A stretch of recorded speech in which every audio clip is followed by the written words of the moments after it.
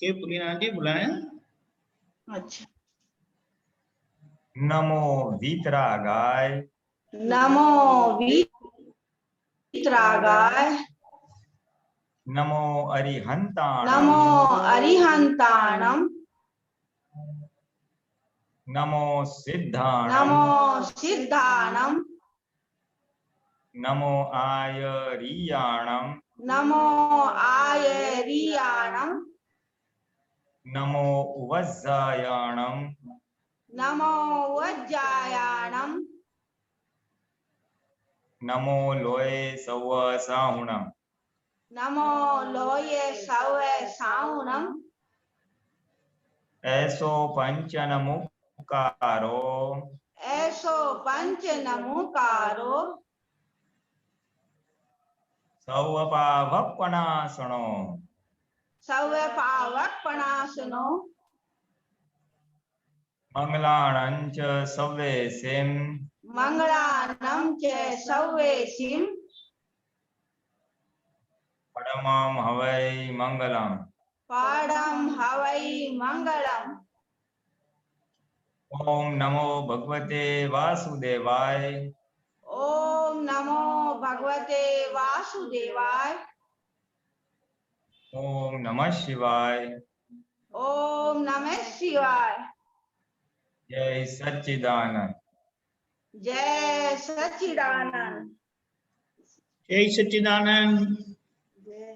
जय सच्चिदानंद। प्रेमा देवी, लता बहन, आपको कुछ पूछना है तो आपसे शुरुआत करते हैं, नहीं तो प्रश्न सोच के रखो। मना कर रही है स्वामी जी। ठीक है, प्रश्न सोच के रखिए। हाँ, ठीक है। जय सच्चिदानंद। जय सच्चिदानंद। जय सच्चिदानंद। जय सच्चिदानंद। जय सच्चिदानंद। डॉक्टर कश्यप जी। इनकी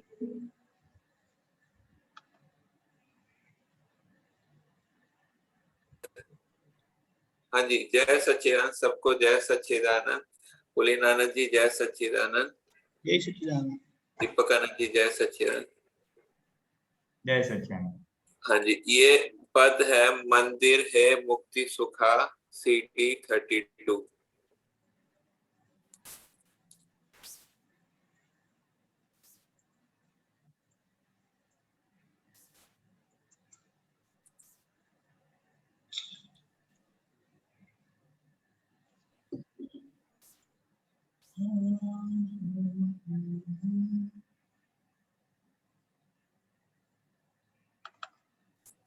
मैं पूछूं?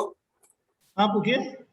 हाँ, पहला 2 लाइन है मंदिर है मुक्ति सुखा मांगल्य मंत्रार्थी मधु साष्टांग प्रणिपाते परम अर्थ व्यक्ति का ने धन्य छे। ये पहला लाइन थोड़ा समझाइए। मंदिर है मुक्ति सुखा मांगल्य मंत्रार्थी मधु।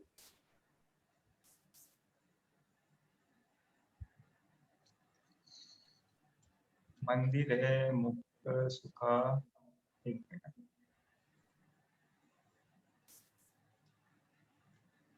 मांगल्य मूर्ति मधु अष्टांग भाई तमें लई लो भाई।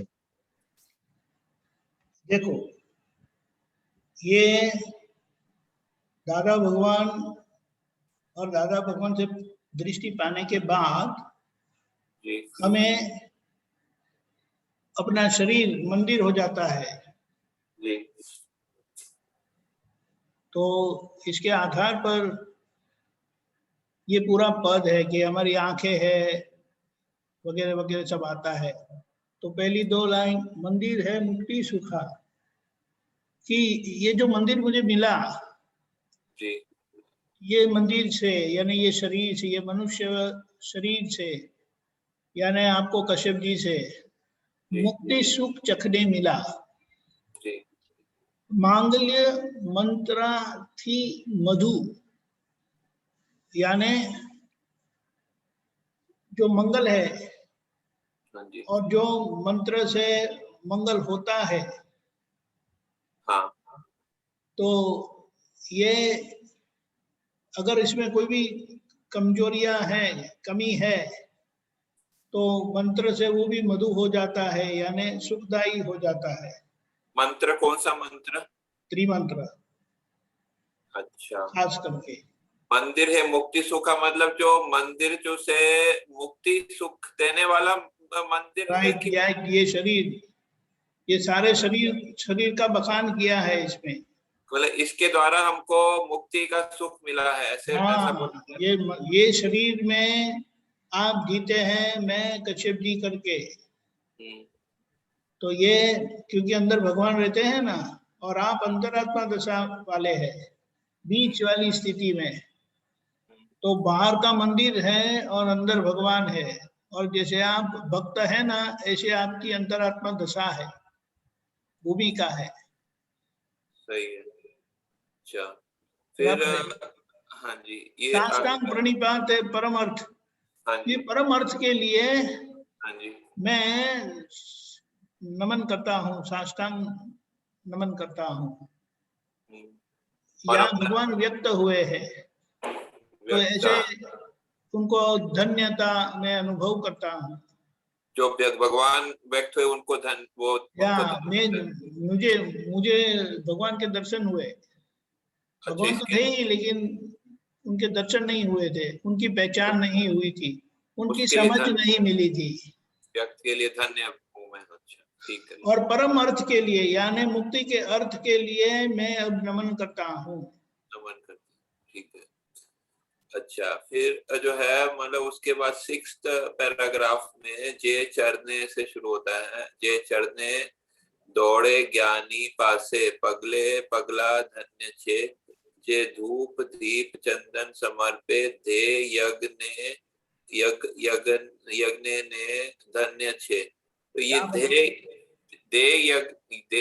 आपको मिला? दे यज्ञ का क्या मतलब होता है? देह से ये जो धूप दीप चंदन वगैरह हम करते हैं ना, हाँ, ये शरीर, तो ये शरीर मिला है तो मैं ये हाँ, सब कर सकता हूँ।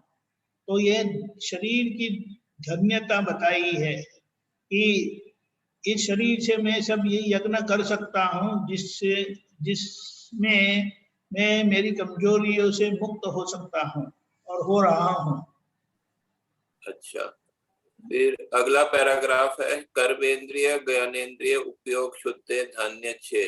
हाँ, सर्वात बोलिए बोलिए। सर्वात्मना सुख मोक्षदाता लब्धेश्वरी धन्य छे। ये दोनों लाइन देखो, कर्मेंद्रिय यानी जिस इंद्रियों से कार्य होता है, जी, दो हाथ दो पैर, अभी आप तो आयुर्वेद की जानते हैं, तो कर्मेंद्रिय किसको बोलते हैं उसका वर्णन की जरूरत नहीं है। ज्ञानेन्द्रिय यानी ज्ञान, ये जो ज्ञान जिसे ज्ञान होता है वो ज्ञानेन्द्रिय, जी, तो उसके पीछे मेरा उपयोग शुद्ध बना रहता है, तो वो धन्य है। मैं अपने आप को उसकी धन्यता समझता हूँ। हाँ, और सर्वात्मना यानी सभी का सुख मोक्षदाता, ये जो लब्धेश्वरी है कि जिससे मुझे ये दर्शन हुए दादा भगवान के, उनका मैं धन्यता। लब्धेश्वरी किसको कहते हैं? लब्धेश्वरी यानी जिससे ये प्राप्ति हुई, जिससे मुझे ये प्राप्त हुआ।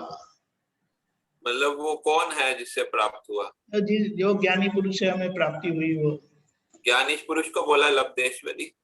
हाँ, सर्वात्मा में सर्वात्मना सुख मोक्षदाता लब्धेश्वरी हाँ, ये दादाजी को ही बोला है सब सर्वात्मा। हाँ, ठीक है।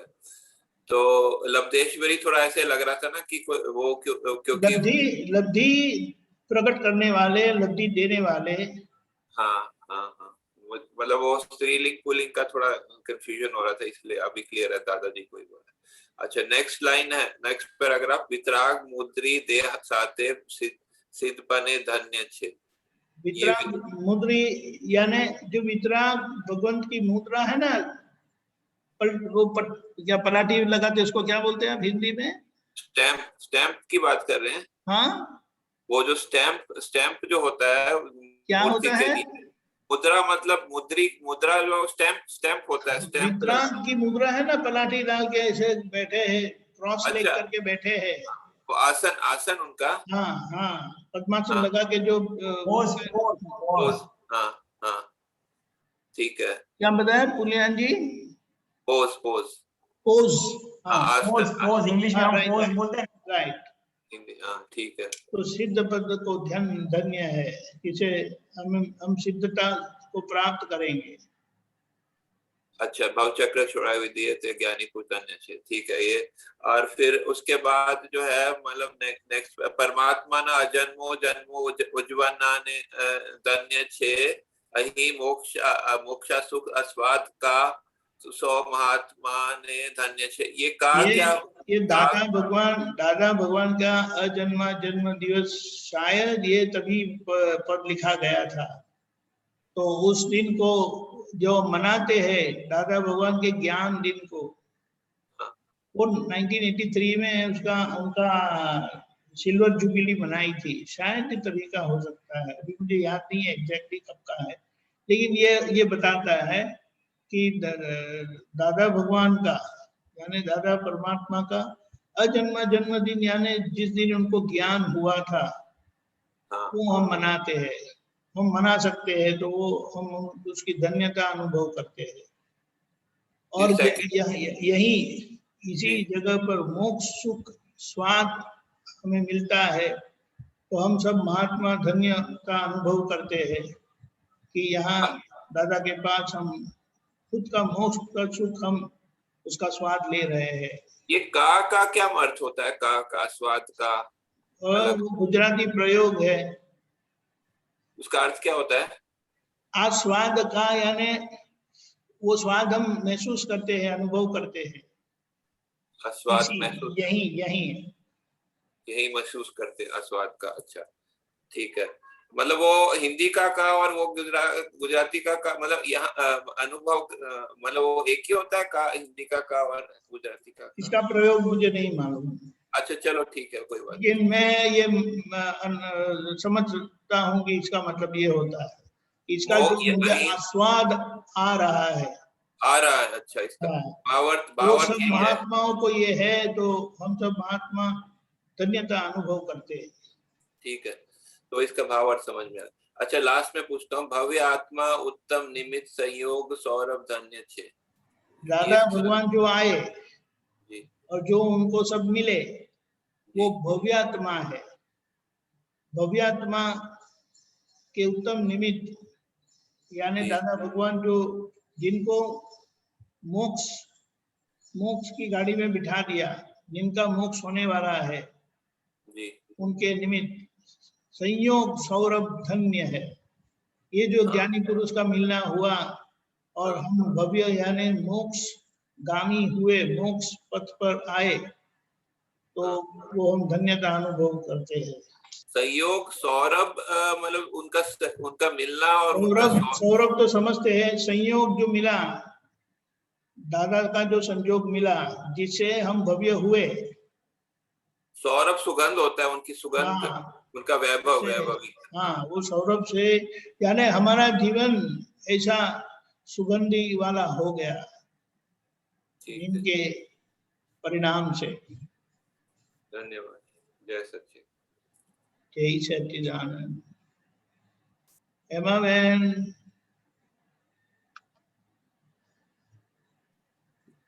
श्रेणी नंबर 27। क्या 27? શ્રેણી નંબર 27 અને પાના નંબર 24 અને વાક્ય છે 97। पेज 24 बताया? પેજ 24 અને વાક્ય 97। ओके, बोलिए तब तक। અમે બધા એક છીએ, અમારામાં કોઈ જુદાઈ નથી, એવું બોલવાથી, એવું અંતરથી માનવાથી ભલે મન જુદા પડે, પણ મન તો જુદા ના પડે। પોતાને મત રજૂ કરવો એ તો બધાનો રાઈટ છે।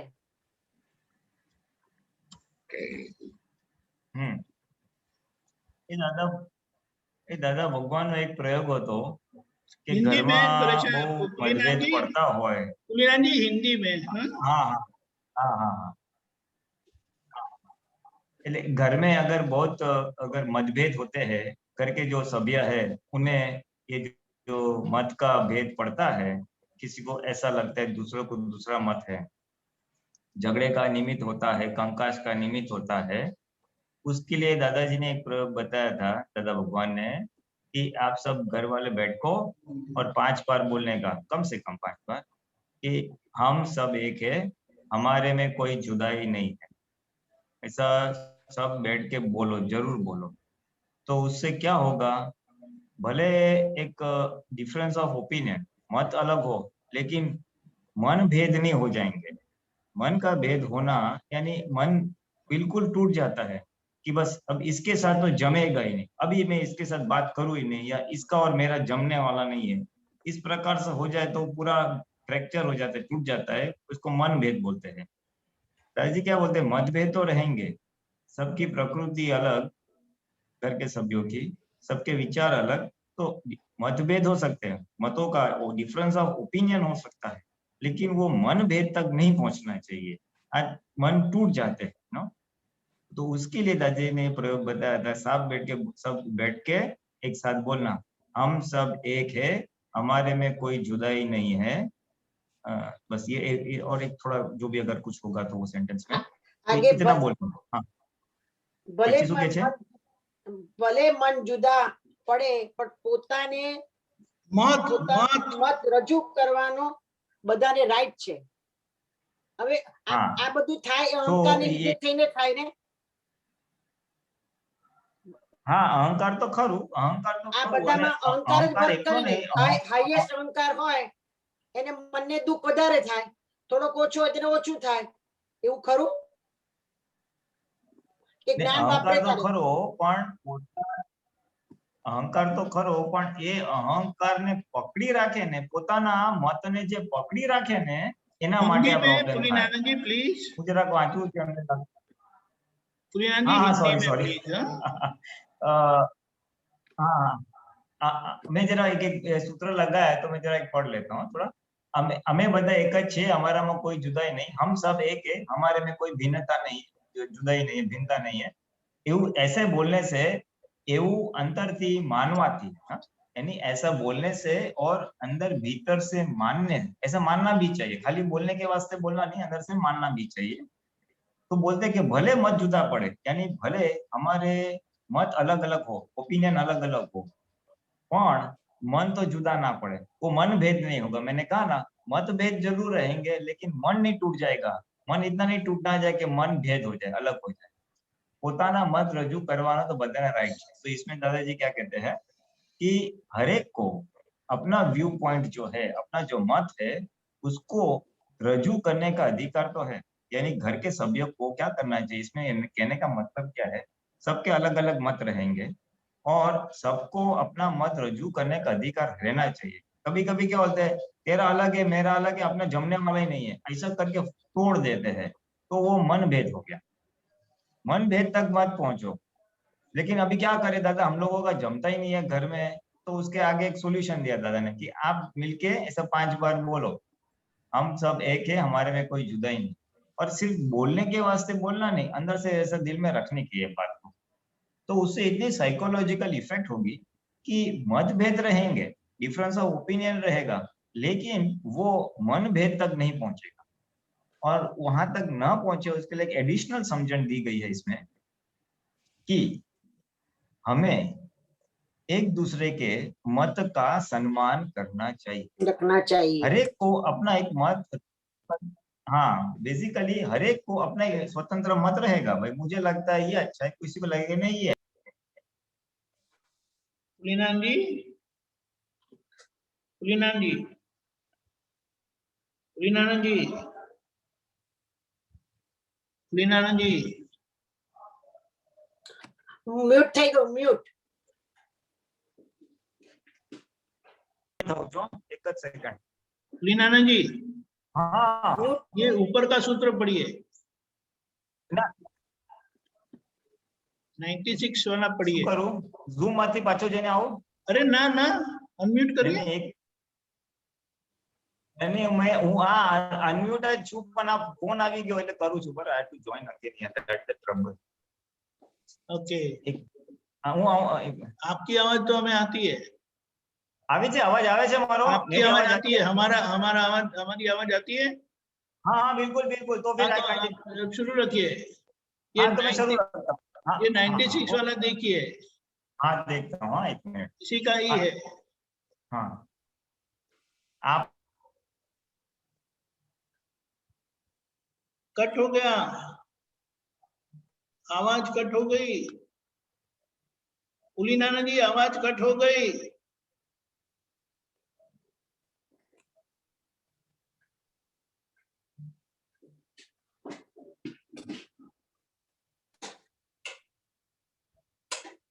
ना થઈ શકે. केवल बोलने से हम एक नहीं होते. जब तक हमें ये बोलना पड़ता है तब तक समझना कि अंदर कुछ कमजोरियां હજી ભરી हुई है. પણ ત્યાં સુધી બોલવું તો પડશે જ નહીં. જેવું બોલશો એવી ઇફેક્ટ પડશે. हाँ, बस मैं इसी के ऊपर आने वाला था.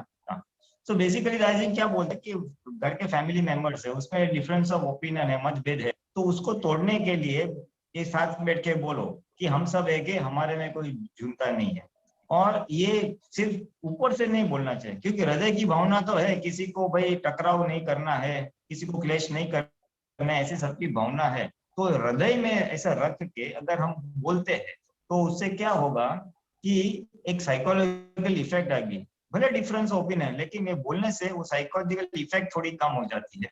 और दो समझ साथ में रखने पड़ेगी. पहली समझ कि भाई जैसे मेरा एक मत है, मुझे लगता है कि यही सही है, तो सामने वाले का भी एक मत है जो उसको लगता है कि सही है. तो हमें एक दूसरे के मत का सम्मान करना चाहिए, उसका रिस्पेक्ट रखना चाहिए. और जैसे मैं अपने मत को रखता हूँ तो सामने वाले को भी उसका मत बयान करने के लिए, सामने वाले को उसका मत रजू करने के लिए, बयान करने के लिए हमें उतना हक तो देना चाहिए. हम कभी भी काट देते, नहीं नहीं तेरा बराबर नहीं है, तू अच्छा नहीं है, तू पागल है, तेरी तो अक्ल ही नहीं है. नहीं, ऐसा नहीं. हर एक को अपना मत है, रजू करने की वो देनी चाहिए. और उसमें इतना खिंचाव नहीं करना चाहिए कि टूट जाए. सो वो न हो, इसके लिए अंदर से प्रार्थना करने या बोलने का साथ में कि हम सब है कि हमारे में कोई भिन्नता नहीं है. उससे एक असर भी होगा. और अगले सूत्र, पीछे ऊपर वाले सूत्र में जो बताया उसमें क्या कहते हैं, बोलो लेकिन केवल बोलने के लिए मत बोलो, अंदर से रखो, दिल से रखो. कभी कभी क्या हमारा दिल भी टूट जाता है, नहीं यार उसके साथ नहीं जमेगा, ऐसा नहीं. दिल से बोलो कि हमारे में जुदाई नहीं है. और कब तक बोलना पड़ेगा कि जब तक हमारे हृदय से ये जो भेद है वो निकल ना जाए. हृदय से ये बोलते रहो, ये बोलने का प्रयोग 10 दिन, 15 दिन, महीना जो भी लगे वो बोलते रहो. तो ताकि क्या होगा कि मतभेद रहेंगे, डिफरेंस ऑफ ओपिनियन, लेकिन वो मनभेद तक नहीं पहुंच जाएगा. भाई मेरे को ऐसा लगता है, आपको ऐसा लगता है, लेकिन मुझे लगता है कि हम दोनों कुछ समझ के इसमें से रास्ता नहीं, तो मनभेद नहीं होगा. और एक दूसरे को अपने विरोधाभासी मत, एक का मत ऐसा है, एक का उत्तर का मत है, एक का दक्षिण का मत है, विरोधाभास है, लेकिन एक दूसरे को प्यार से रजू भी कर सकते हैं और उसको सुन भी सकते हैं. तो उस लेवल की समझ, उस लेवल की स्थिरता तक जरूर पहुंचो. तब तक ये वाक्य का प्रयोग करो, हम सब एक है, हमारे में जुदाई नहीं, हमारे में जुदाई नहीं. 10 बार बोलोगे हमारे में जुदाई नहीं है, तो जुदाई होगी ना तो वो भी निकल जाएगी. ये एक्चुअली दादा भगवान का बहुत साइंटिफिक प्रयोग है. ये फैमिली, परिवार के जो संबंधों में तनाव आते हैं ना, उसके लिए एक परिवार को ऐसा सूचन किया था. और वास्तव में बहुत साइंटिफिक प्रयोग है, बहुत ही साइंटिफिक प्रयोग है कि 5 या 10 बार दोहराने से जितना भी खड़बड़ाहट होगी ना हर एक के मन में, वो ढीली हो जाएगी. कम तो नहीं होगी, ढीली हो जाएगी. और ऐसा रोज बोलते बोलते बोलते ढीली हो जाएगी. मतभेद रहेंगे लेकिन मनभेद नहीं होगा, क्योंकि हमको अंदर दिल में है कि एक होना है, दूसरों को भी अधिकार है उसका मत को रजू करने के लिए. स्वीकार ना करे वो बात अलग है, लेकिन वितरागता नहीं टूट जाएगी, मन नहीं टूट जाएगा. इसलिए ये एक साइंटिफिक लॉ है. ઓકે. અને બીજું વાક્ય છે પાના નંબર 46 અને 260 નું વાક્ય. પાના નંબર 46 260 નું વાક્ય. તપ વગર પરમ વિનય ખીલશે નહીં. તપ એટલે તપવું એવું નહીં, પરંતુ તપ એટલે ધીરજથી સહન કરવાની વૃત્તિ અને પુરુષાર્થ અને તે અંતરમાં એમાં એક પરમાણુ બહાર લીક ના થવું જોઈએ. આ બહાર લીક ના થવું જોઈએ મારે જાણવું હતું. હા, જરા તમે મૂકો ને દીપકભાઈ. પાના નંબર 46 260 નું વાક્ય.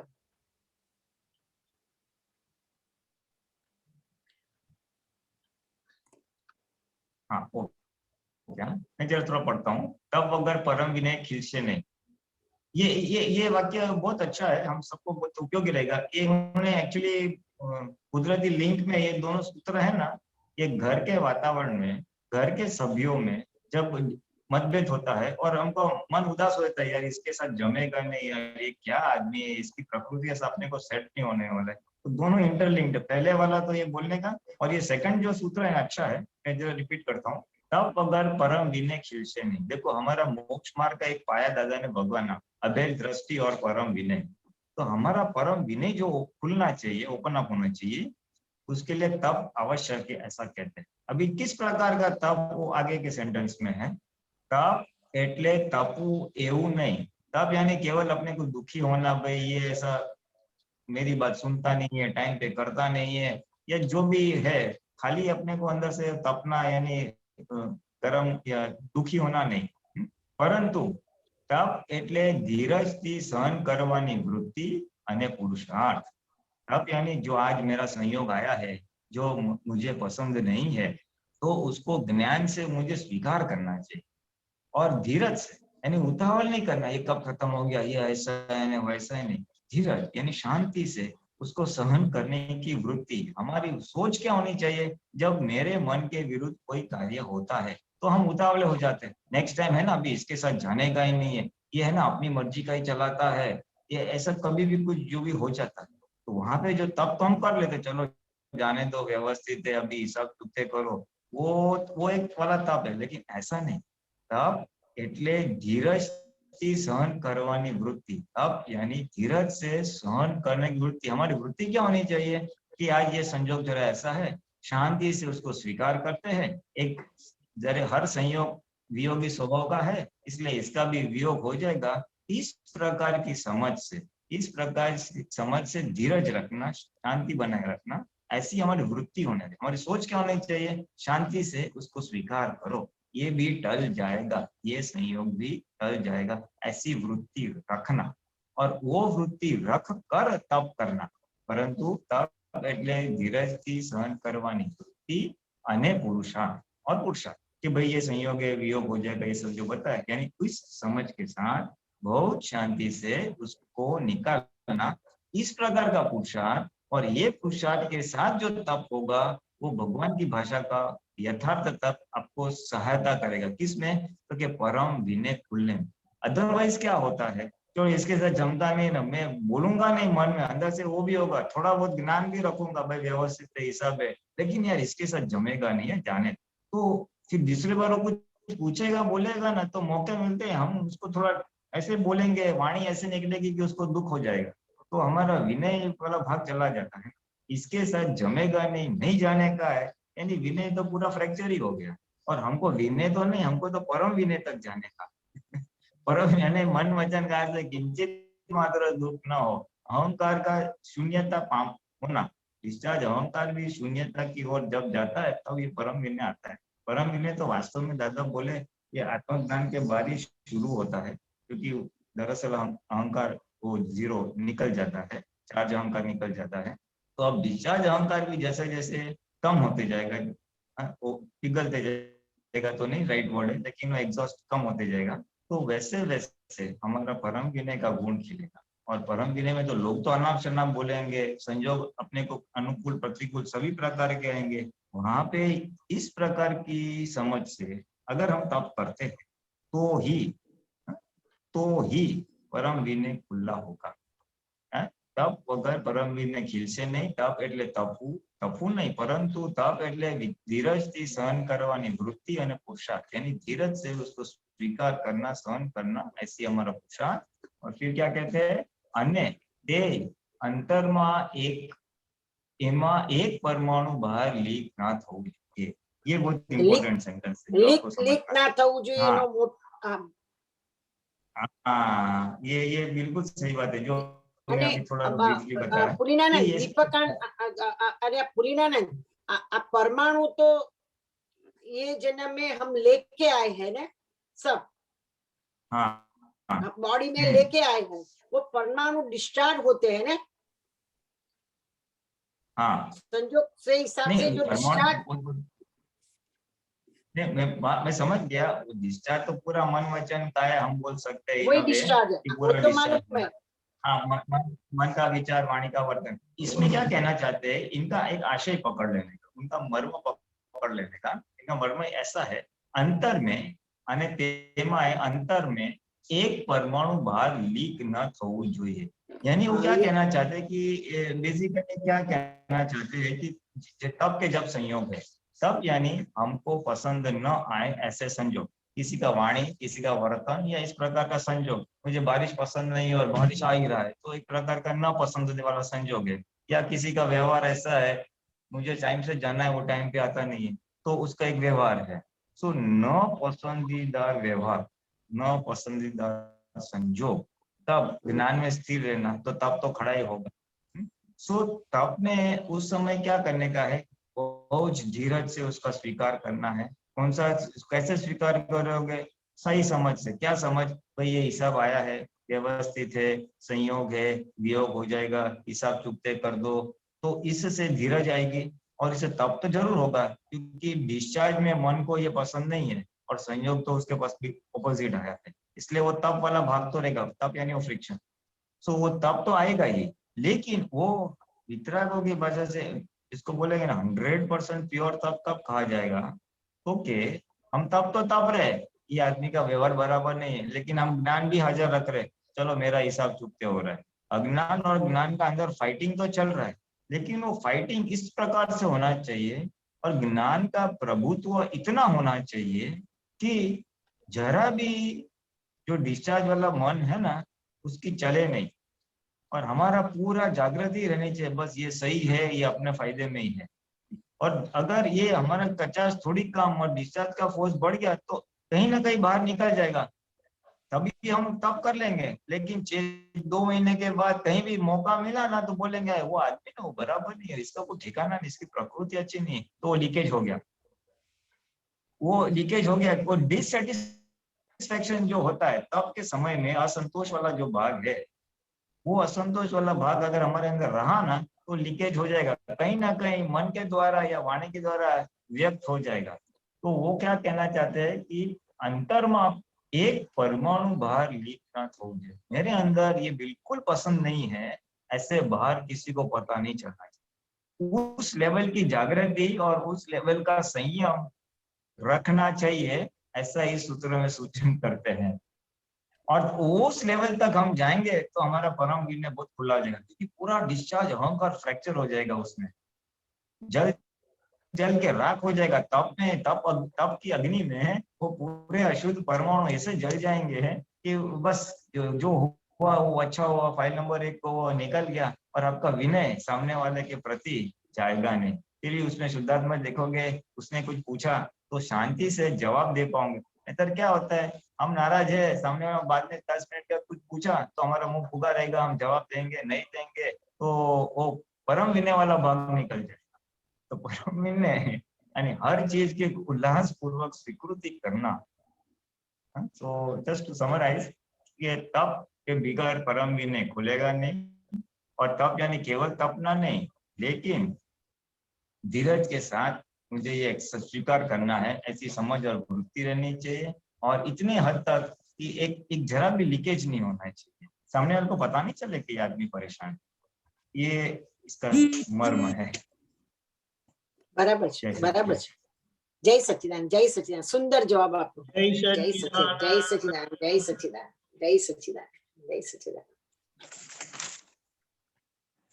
सुरेश जी,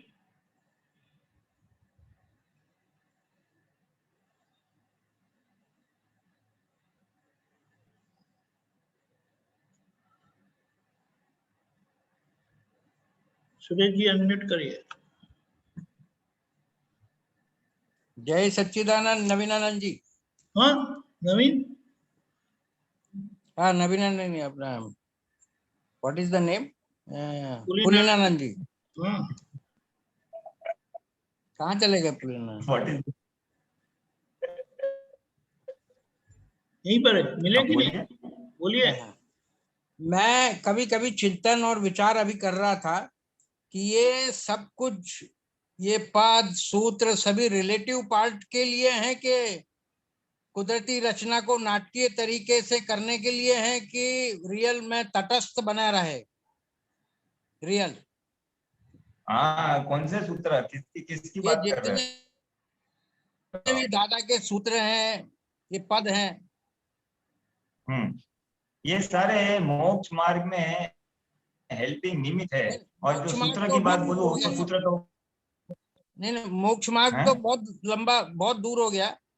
नहीं ये अपना जो अभी ये नाटकीय चल रहा है ना नाटक रियलेटिव का रियल और रिलेटिव का जो ये नाटकीय अवस्था चल रही है हेलो तो उसके लिए हाँ, बनाए सुन गए रहा हैं हूँ। मेरे ख्याल से ये पद और सूत्र सभी। बनाया किसके लिए नहीं है? दादा को जो दादा के सामने जो रिलेटिव निमित्त आया महात्मा या रियल और सुनिए रिलेटिव अभी। तटस्थ रहे रियल माने रिलेटिव से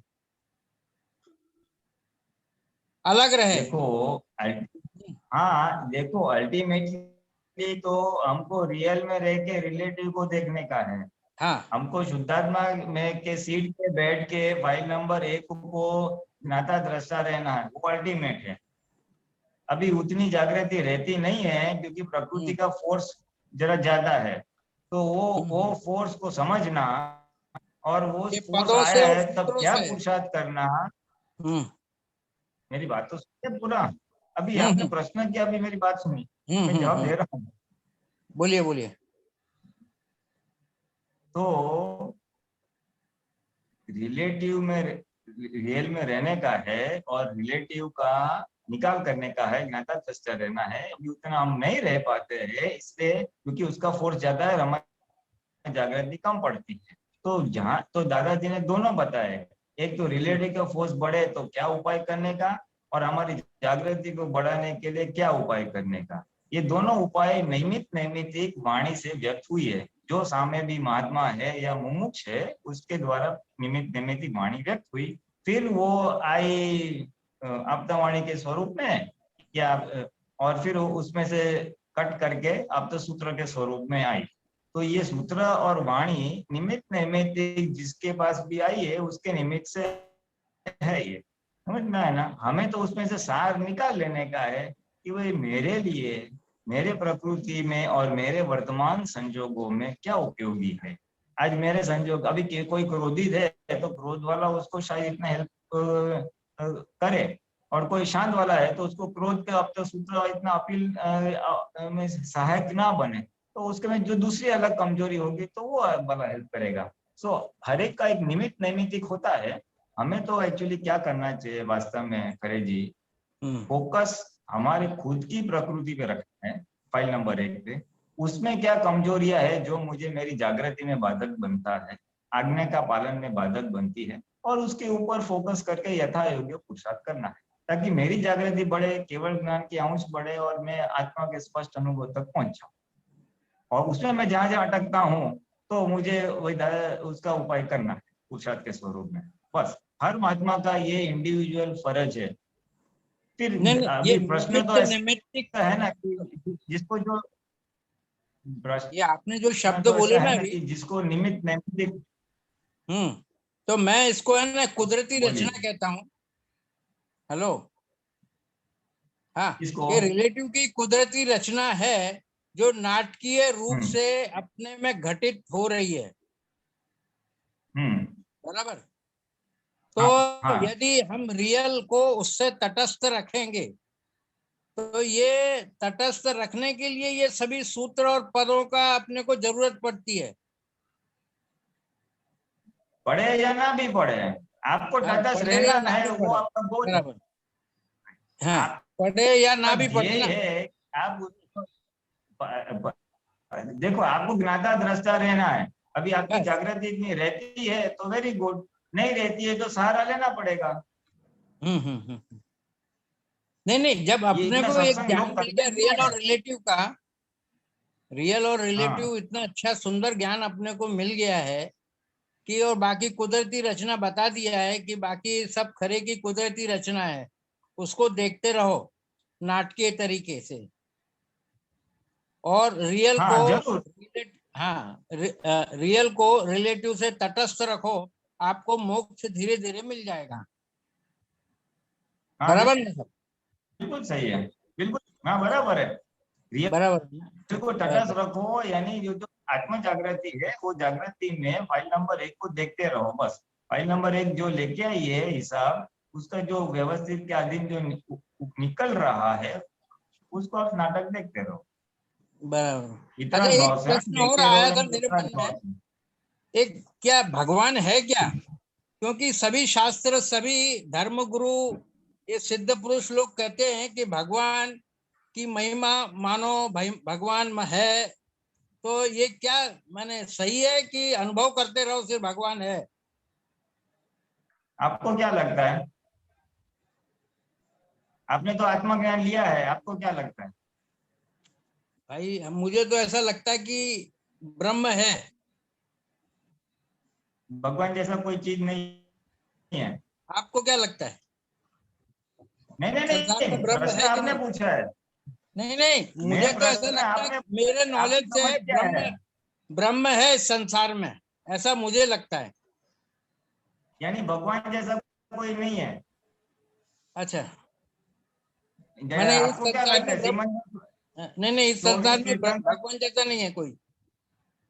ये ऐसा आपको लगता है श्रीमंत स्वामी ब्रह्म है? नहीं, अभी सिमंदर स्वामी नहीं, अपने को ये जानना है कि भगवान है कि नहीं संसार में। क्योंकि कई तो शास्त्र श्रीमंत मैंने स्वामी पढ़े, भगवान नहीं है? तो उसमें ऐसा लिखा है कि सभी सिद्ध पुरुष लोग भी कहते हैं, धर्म गुरु कहते हैं कि भगवान है। अब वो गलत कहते हैं कि सही कहते हैं, क्या मालूम? आपका क्या आपके पास तो आत्मदृष्टि है, आपके पास तो आत्मदृष्टि है, इसका जवाब आपके पास होना ही चाहिए। आपने भगवान का अनुभव किया ही है आपके अंदर, आपने आपके अंदर के शुद्धात्मा भगवान का अनुभव किया है। अच्छा, तो ब्रह्म ब्रह्म का प्रश्न ही कहाँ आता है? देखो भगवान का है ना, दो तरीके से उसको शब्द का इंटरप्रिटेशन रख सकते हैं। भगवान शब्द को दो तरीके से इंटरप्रेट कर सकते हैं। एक तो जो हम बोलते हैं सामान्य सामान्य समाज में उसकी क्या समझ है कि जीव मात्र में भगवान है, बराबर है। यानी वो क्या कहना चाहते हैं कि जीव मात्र में वो आत्मा तत्व है, वो परमानेंट एक तत्व है जिसको भगवान नाम दिया गया है। और दूसरी तरह का दूसरा एक डेफिनेशन ये है कि जिस शरीर में आत्मा प्रकट हो जाता है उस शरीर को भगवान कहते हैं। जिस शरीर में भगवत गुण खुले हो जाते, ओपन अप हो जाते हैं, उस शरीर को या उस व्यक्ति को भगवान कहते हैं। जैसे बीई करे तो उसको इंजीनियर कहते हैं, एमबीबीएस करे उसको डॉक्टर कहते हैं। तो जिसके अंदर भगवत गुण खुल जाते हैं उसको भगवान कहते हैं। भगवान इज एन एडजेक्टिव व्यवहार की तरह से। इसलिए राम के अंदर आत्मा खुल गया तो उनको राम भगवान कहा, कृष्ण भगवान कहा, दादा के अंदर खुल गए दादा भगवान हो गए। सो भगवान इज अ लेबल। जब भगवत गुण संपूर्ण खुले हो जाते हैं तो उस शरीर को भगवान कहते हैं बाहर की भाषा में। और दूसरा इंटरप्रिटेशन है कि जीव मात्र में भगवान है तो अविनाशी दरअसल शुद्धात्मा तत्व जो है उसको बोलते हैं। अभी आप डिसाइड करो भगवान है कि नहीं, साधक लोग ये समझते हैं कि भगवान है, पूजा करते हैं। अब भगवान की तो मैं क्या क्या है, बोलता हूँ, बंदी विच्छेद मैं क्या करो। बोलता हूँ, अब ऐसा है ना हरि जी, तो साधारण लोग जो भी समझे कि हम तो हमारा खुद का सत्संग स्वाध्याय के लिए बैठे हैं, हम तो साधारण लोग है ही नहीं, हम तो आत्मदृष्टि प्राप्त किए हुए पढ़े लिखे, आप तो पढ़े लिखे साइंटिस्ट इंजीनियर सब ऑल इन वन है, कंसल्टेंट। सो आप तो साधारण लोग तो है ही नहीं। आपका प्रश्न असाधारण होना चाहिए। दूसरों की देखो दूसरों की चर्चा करना इन्हें क्या है कि अमेरिका का प्रेसिडेंट ऐसा बोलता है, जापान का ये बोलता है, G7 के मिनिस्टर्स ने ये करना है, ये सामाजिक चर्चा वाली बात हो गई। ये मोक्ष मार्ग में अपने को सहायक नहीं करेगी। नहीं, कई लोग कहते हैं कि ब्रह्म है। लोगों का तो हाँ, वो तो समझ में लोग नहीं तो आता कि ये क्यों ऐसा कहता है।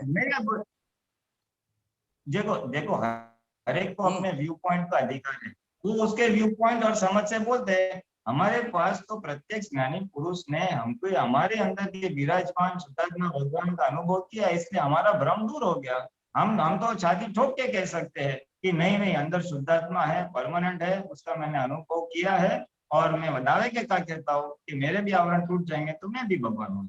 बोलने के लिए नहीं, लेकिन अंदर की हमारी समझ तो क्लियर होनी चाहिए। लोग तो बोलेंगे, अभी लोगों का हम सबको क्या समझाने जाएंगे। दादा ने क्या बोला, 360 डिग्री व्यू पॉइंट के लोग है, 14 लाख लेयर्स है, हर एक का डेवलपमेंट अलग अलग रहेगा, सो हर एक की सोच अलग अलग रहेगी।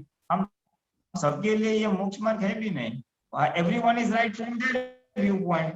दादा ने बोला ना क्रिश्चियन आएगा गॉड इज क्रिएटर, तो मैं बोलूंगा हाँ बराबर है, आपकी समझ से बराबर है, you are right from your view point, उसको हिलाने का नहीं है। क्रिश्चियन के लिए God is creator, that is right, लेकिन जिसको मोक्ष जाना है उसके लिए गॉड इज नॉट क्रिएटर, ऐसी वाली बात है।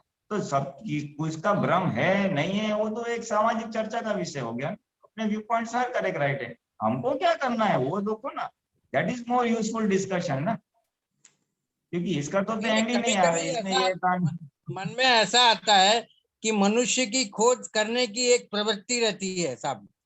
हमारा अभी भी जन्म जो हुआ, क्यों पैदा हुए, जीवन का हमारा क्या उद्देश्य है, ये सब कभी कभी है ना हम लोगों को कभी कभी मन में ऐसा आता है कि क्या जीवन का हमारा उद्देश्य है। और ये अक्रम विज्ञान जो हमको प्राप्त हुआ, इसको अक्रम विज्ञान क्यों कहते हैं? अरे भगवान, ये प्रश्न आपको है, आपका वास्तविक में प्रश्न है? नहीं, मैं पूछना चाहता था कि अक्रम क्यों कह देते एकदम से। थोड़ा अरे बताओ ना, थोड़ा अक्रम क्यों कहते हैं इसको? आप पीएचडी लेवल के स्टूडेंट हो और आप 10th स्टैंडर्ड का क्वेश्चन पूछते हो। नहीं, ऐसा नहीं है, मैं नहीं समझता अपने को पीएचडी।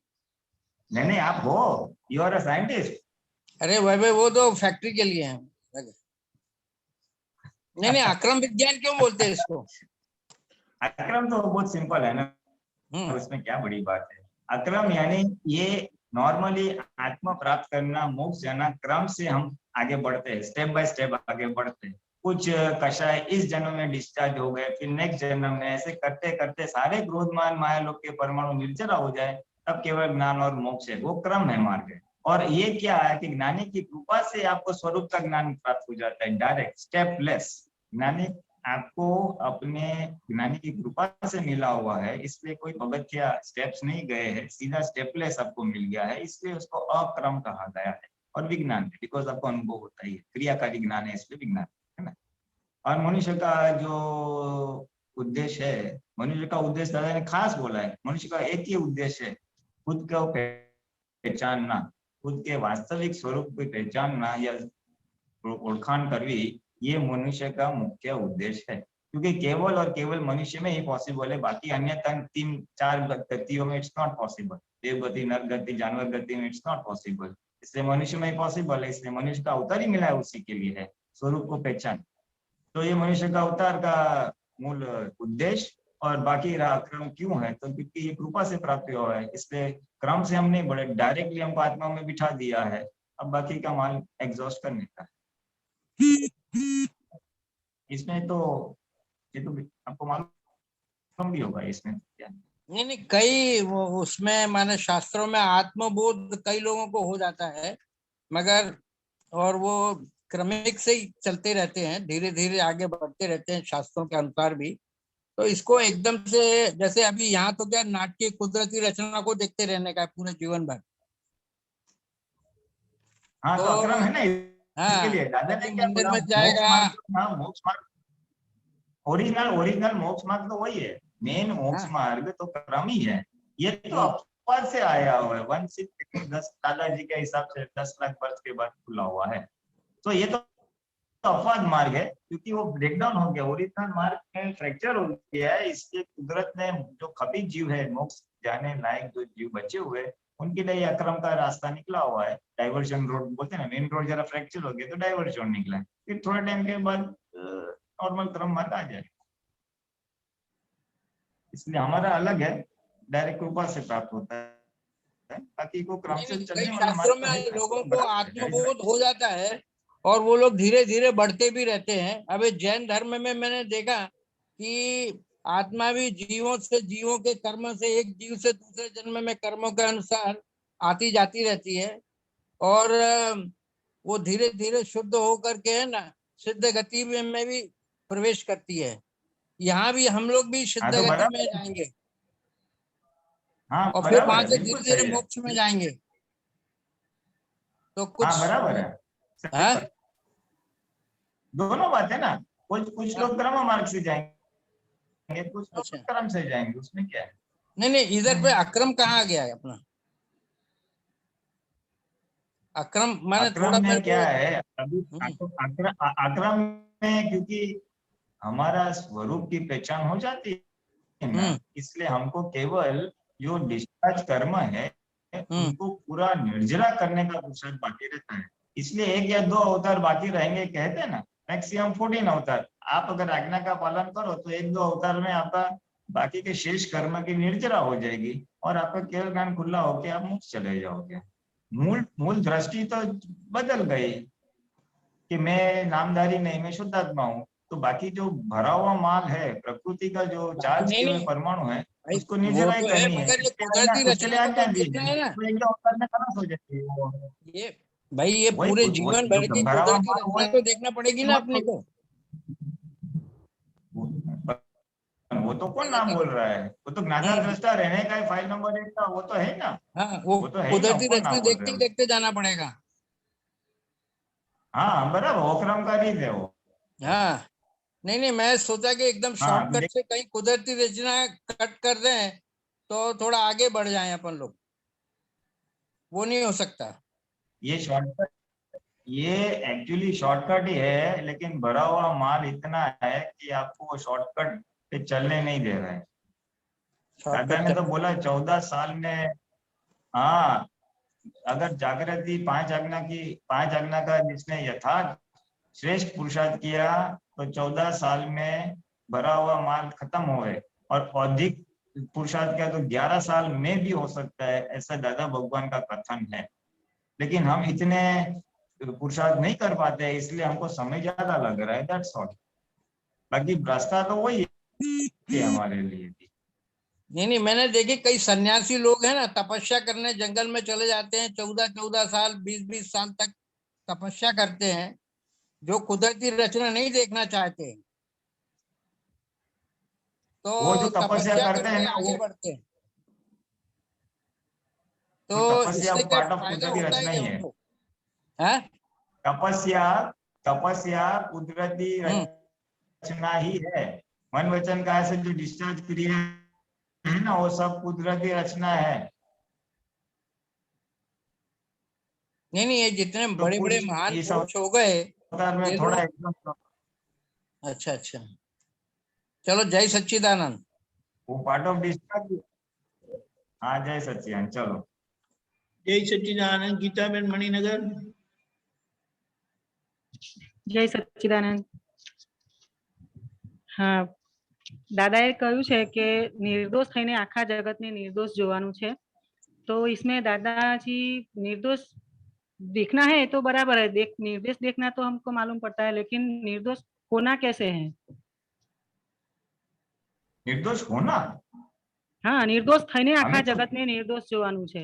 तो निर्दोष तो हम देख सकते हैं, लेकिन हम हमारी दृष्टि हमें निर्मल करी અને પછી જગતને निर्दोष જોઈએ છે। यानी उन्होंने अपनी जो सोच या समझ है ना, नजरिया, उनको शुद्ध की और फिर जगत को निर्दोष देखा। ऐसे ही हमारी जो आज हमारी जो नजरिया है देखने का, आज हमको कोई निर्दोष दिखेगा नहीं। क्यों नहीं दिखेगा? इसने ऐसा किया, उसने ऐसा किया, तो हमारी वो दृष्टि आज कौन सी है? हमने उनको करता हम मानते हैं, दोषित वाली। हाँ, तो सबसे पहले हमको ये हमारी ये समझ को चेंज करने का है कि नहीं, वो करता नहीं है, व्यवस्थित शक्ति करता है। कि दूसरी समझ कि क्या है, उसके हाथ में स्वतंत्र सत्ता है मेरे साथ अच्छा बोलने का या बुरा बोलने का, तो क्या नहीं, जो मेरा उदय कर्म होगा, जो हिसाब होगा, वो हिसाब के अधीन वो नैमित्तिक अच्छा या बुरा बोलेगा। हिसाब मेरा है और वो निमित्त बनता है हिसाब को एग्जीक्यूट करने में। जैसे हाँ। पोस्टमैन होता है, वो खाली टपाल पत्र लाके देगा, हाँ। चिट्ठी हाँ। लाके दे देगा, उसमें मरण के समाचार भी होंगे या शादी का नौता भी हाँ। होगा, है ना। हाँ। हाँ। हाँ। हाँ, तो पोस्टमैन तो खाली डिलीवर करता है, हिसाब तो देना ही है ना। हाँ तो बराबर। हाँ दूसरी समझ ये रखनी है कि हिसाब तो मेरा ही है, वो तो निमित्त ही है सामने वाला। वो तो तो उस अगर सामने वालों। ये समझ मेरे पास रही, ये समझ मेरे पास रही, तो मेरी समझ शुद्ध हो गई, मेरी दृष्टि शुद्ध हो गई। और इस शुद्ध, और तीसरी बात, थर्ड थिंग यस गिवन, हाँ। सामने वाला वास्तव में शुद्धात्मा है। बाहर का तो पैकिंग है, वो जो टेम्पररी वाला पैकिंग है, और अंदर तो वो शुद्धात्मा ही है। हाँ। हाँ। तो मैं हाँ। शुद्धात्मा को देखना, वो मेरे हिसाब से आता है, और वो तो हाँ। निमित्त ही है? ये हाँ। तीन समझ मेरे साथ रही, तो मैंने मेरी समझ को शुद्ध कर दी, मेरी दृष्टि को शुद्ध कर दी। और अभी इस शुद्ध दृष्टि के द्वारा मैं सामने वाले को निर्दोष देख पाऊंगा, ऐसे ही दिखाई नहीं देगा। दादा हाँ। भगवान तो ने पहले। बोला है, इसलिए हम हाँ तो खाली ऐसा चिपका नहीं सकते हैं। पहले अपनी बराबर। समझ को शुद्ध करनी हाँ पड़ेगी, पहले हमें फिर शुद्ध ये होना है। हाँ। सामने वाला जगत निर्दोष दिखेगा। हाँ बराबर है। हाँ। हाँ बराबर है। बस तो हाँ। ये પોતાની समझ शुद्ध करनी है, यानी दिस इज, ये कहना चाहिए। किस हाँ तरह से बराबर। खुद की समझ होगी, तो सामने वाला शुद्ध दिखेगा। बराबर है। हाँ। बराबर। हाँ बराबर। हाँ। जय सच्चिदानंद। जय सच्चिदानंद। जय सच्चिदानंद। अनुबेन।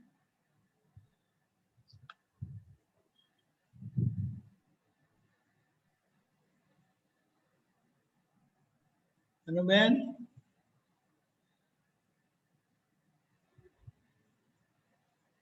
अनुबेन।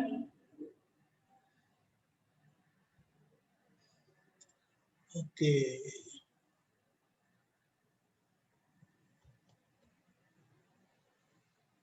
गीता बेन अलवर। जय सच्चिदानंद स्वामी जी। जय सच्चिदानंद। जय सच्चिदानंद। जय सच्चिदानंद। स्वामी जी, मुझे आज ऐसा फील हो रहा था कि दृष्टा की हाजिरी में ही सारा मना सब झलकता है, उसी की हाजिरी में सब दृश्य झलकते हैं। जैसे अरीसा की हाजिरी में सारे दृश्य झलकते हैं, इस तरह। क्या आपको महसूस हो रहा था कि दृष्टा है तो ही दृश्य झलकते हैं। जो पुद्गल वाला पार्ट है वो सारा चार्ज का डिस्चार्ज होता है, तो वो दृष्टा की हाजिरी है तो ही होता है। ऐसा आज मुझे पूरा दिन ऐसे फील होता रहा। हाँ ठीक है। तो जिस तरह से अरीसा के सामने हम जाते हैं तो दृश्य झलकते हैं, तो वहां कहीं संशय ही नहीं है कि निश्चय निर्णय से मैं शुद्ध आत्मा ही हूँ।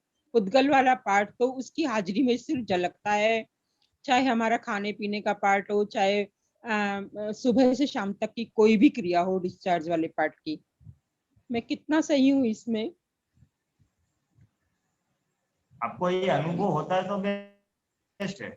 ये शाब्दिक आपने माहिती दी, आपको ये अनुभव होता है, आपके अंदर फाइल नंबर 1 झलकती है। मन में क्या विचार गिने रहते हैं, वाणी गिने रहती है, वर्तन गिने स्वरूप में झलकती है। गीता बेन आपको आईने की तरह उसमें वो झलकती है, उसका प्रतिबिंब आता है, रिफ्लेक्शन आता है। हाँ। आपको ये शाब्दिक बात मत बोलो, ये सब इंफॉर्मेशन है। आपको ऐसा अनुभव होता है, आपकी इतनी जागृति है। पता है, जागृति वाला पार्ट उतना नहीं है, लेकिन ऐसा अनुभव होता है कि मतलब निश्चय होता है, दृढ़ निश्चय होता है। जागृति वाला पार्ट अभी उतना नहीं है। कहीं भी कभी मन यानी इधर। इसका मतलब ये हुआ कि आपको प्रतीति हो गई है, आपको श्रद्धा बैठ गई है कि अंदर शुद्धात्मा है और उसके अंदर सारे गुण झड़केंगे। अक्षर अनुभव वाला भाग बाकी है।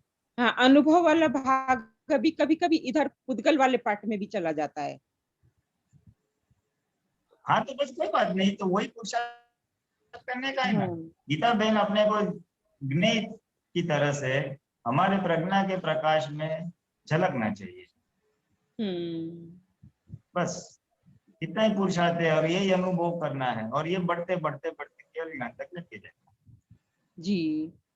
और स्वामी जी मुझे एक ये पूछना था कि दादाजी की जो हम सूक्ष्म हाजिरी की बात करते हैं वो वैज्ञानिक दृष्टिकोण से कितना मतलब कहाँ तक वो सही, कहाँ तक वो यथार्थता में हम मतलब क्या समझे उसके लिए? आपको प्रॉब्लम क्या है वो बोलो ना।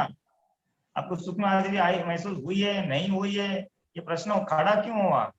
इसलिए खड़ा हुआ कि आत्मा, मुझे आज ये हो रहा था कि ऋषभ देव दादा भगवान जैसा शुद्ध आत्मा, दादा भगवान जैसा शुद्ध आत्मा, या आपका शुद्ध आत्मा, या मेरा शुद्ध आत्मा, या राम का शुद्ध आत्मा। शुद्ध आत्मा दृष्टिकोण से तो हम सब एक ही हैं। फिर सूक्ष्म हाजिरी वहां मेरे को प्रश्न खड़ा हुआ कि उस तरीके से तो हम सब एक ही हैं आत्म तत्व की दृष्टि से। पुद्गल वाला पार्ट सबका ही अलग है। वहां हम क्या मतलब उसको क्या उसको और ले समझे? उसको दो तरह से ले सकते हैं। दो तरह से, यानी क्या है कि आपके रिलेटिव व्यवहार में आपको एक प्रकार से सहायता मिलती रहती है बड़ी बड़ी कठिनाइयों में, तो आपको लगता है कि आपके साथ कोई देवी शक्ति काम कर रही है, जिसको हम दादा की सूक्ष्म हाजिरी का एक लेबल देते हैं, लेबल। और दूसरा बात उसको समझना है, दादा की सूक्ष्म हाजिरी यानी हमारे अंदर की जागृति कि मैंने आज आखो दिवस मुझे आज सारा दिन दादा की हाजिरी महसूस हुई। इसका मतलब मेरे को आज सारे दिन एकदम जागृति का एहसास रहा, एकदम सेपरेशन, शरीर से मैं अलग हूँ, ये पुलिन ऐसा कर रहा है, मुझे निरंतर देखने में आया सेपरेट रह के, तो मैं निरंतर दादा की हाजिरी महसूस कर रहा हूँ। दादा यानी मेरे अंदर के शुद्धात्मा भगवान का जागृति, शुद्धात्मा भगवान का प्रकाश।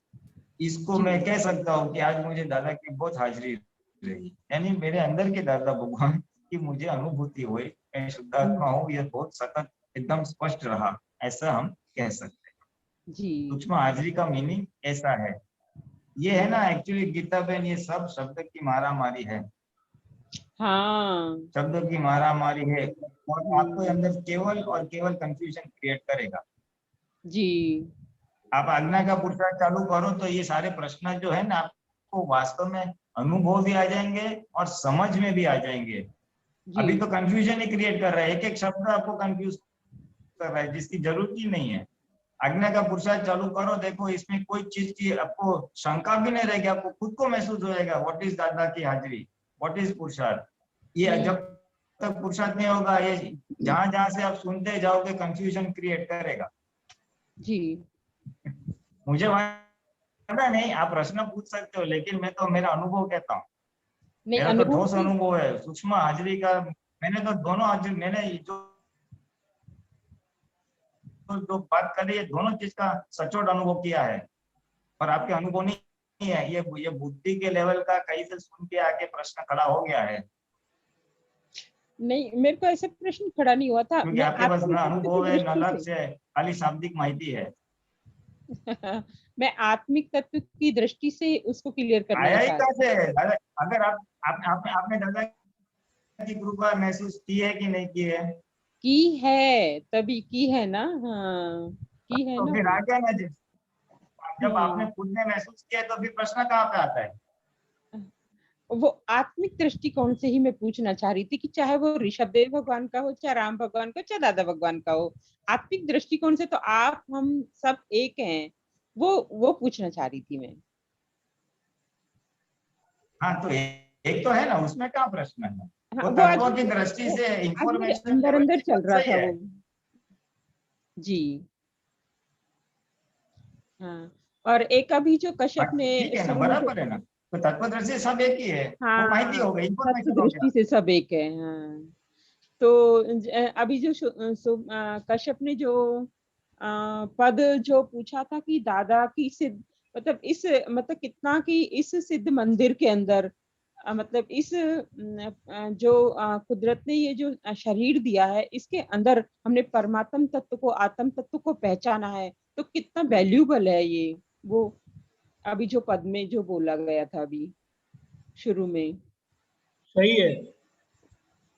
हाँ हाँ, तो मतलब कितना ऐसे लग रहा था कि कितने जन्म लिए होंगे, कितना मतलब कितने अवतार हुए होंगे, लेकिन इस जन्म में जो दादा की हाजिरी, दादा के द्वारा जो ये हमें आत्म तत्व प्रदान किया गया, तो मतलब ये पुद्गल, ये वाला शरीर मंदिर, सच में मंदिर, दादा ने जो बोला सच में मंदिर जैसा ही प्रतीत हो रहा है।